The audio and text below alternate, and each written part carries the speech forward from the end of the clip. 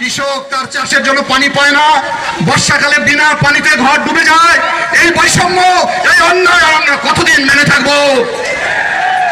বাংলাদেশের বড় বড় প্রকল্প বাস্তবায়ন হচ্ছে। 1 লক্ষ কোটি টাকার প্রকল্প, 90,000 কোটি টাকার প্রকল্প, আর 2 কোটি মানুষ যেখানে জীবন সংগ্রাম নিয়ে অতিবাহিত হচ্ছে। নীলফামারী, রংপুর, লালমনিরহাট, কুড়িগ্রাম, গাইবান্ধার 130 কিলোমিটার মানুষ আজকের হাহাকার পরিণত হয়েছে।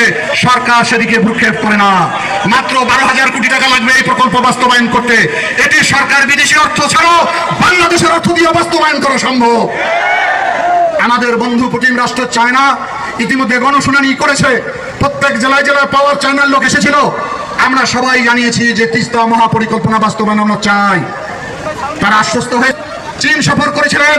আমাদের মহাসচিব চীন গিয়েছিলেন, আমিও চীন গিয়েছিলাম। চীনের সরকার মুখী আছে।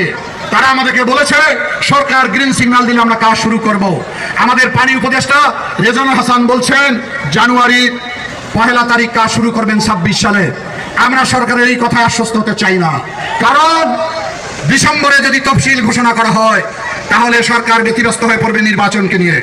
আমরা সবাই ব্যস্ত হয়ে পড়ব, প্রশাসন ব্যস্ত হয়ে পড়বে, মানুষ ব্যস্ত হয়ে পড়বে নির্বাচনকে নিয়ে। তখন কাজ করা শুরু সম্ভব হবে না। সেজন্য আমরা দাবি উত্থাপন করতে চাই।